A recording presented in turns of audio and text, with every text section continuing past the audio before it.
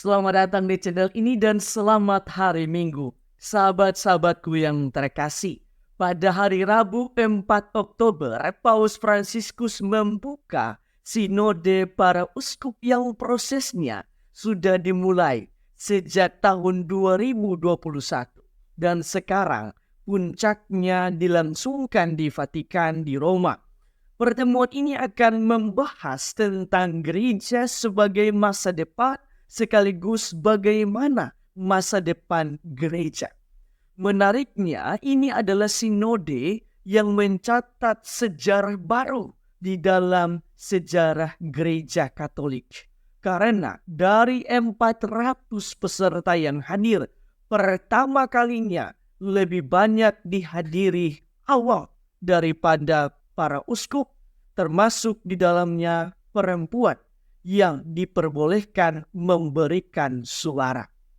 Walaupun kalangan konservatif dan tradisional menyerang sinode ini, tetapi bagi saya ini adalah cara Paus Fransiskus untuk merangkul semua pihak demi perkembangan gereja. Karena itu banyak pihak juga menilai bahwa beliau adalah sosok yang tidak hanya membaca kitab suci, tidak hanya merenungkan kitab suci, tetapi Paus Fransiskus juga berusaha menghidupinya di dalam kehidupannya. Dan salah satu caranya ialah merangkul semua orang sebagaimana Yesus juga merangkul banyak orang pada saat ia masih hidup.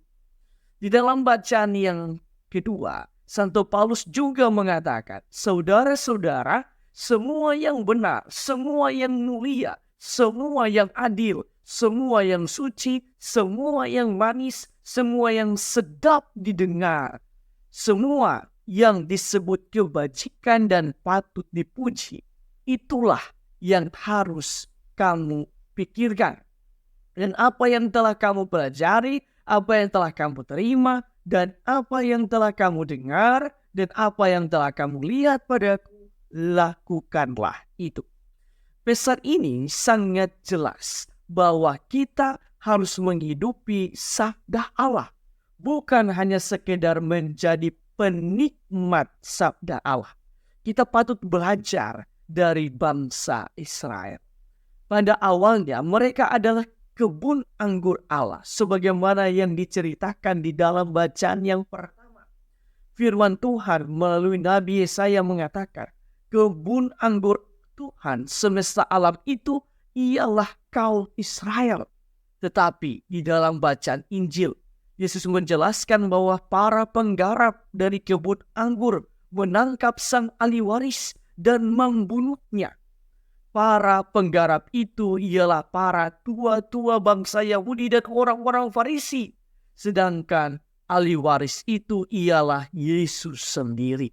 Karena itu di akhir Injil hari ini Yesus mengatakan, aku berkata kepadamu, kerajaan Allah akan diambil daripadamu dan akan diberikan kepada suatu bangsa yang akan menghasilkan buah kerajaan itu. Bangsa tersebut ialah kekristenan yang Yesus dirikan di atas Santo Petrus.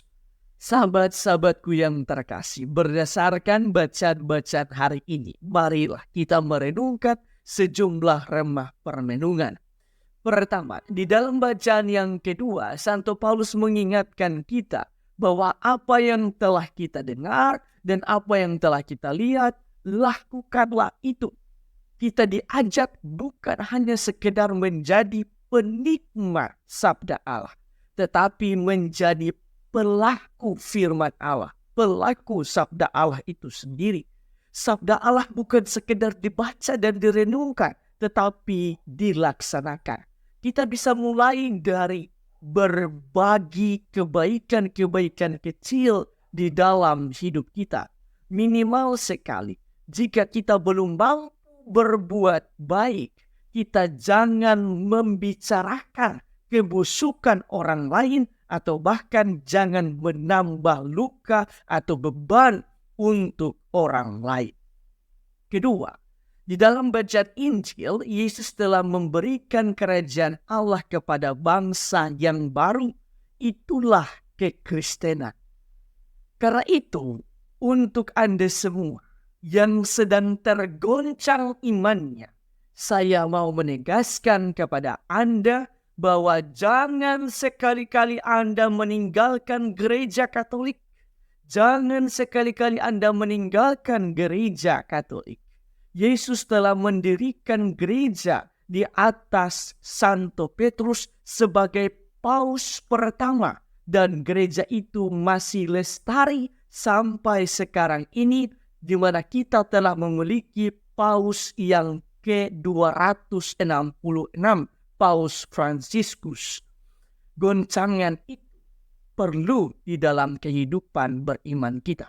Goncangan itu perlu untuk melihat dan mengevaluasi diri kita. Seberapa kuat, seberapa setia iman kita kepada Allah. Dengan kata lain, kita tidak akan tahu seberapa kuat iman kita tanpa goncangan. Semakin besar goncangan terhadap iman kita, maka seharusnya iman kita akan semakin kuat. Berdoalah kepada Roh Kudus agar diberikan kekuatan dan kesetiaan di dalam iman, bukan sebaliknya, lari dari iman kita sendiri karena jabatan, karena cinta, karena kekayaan, dan lain sebagainya yang bersifat duniawi.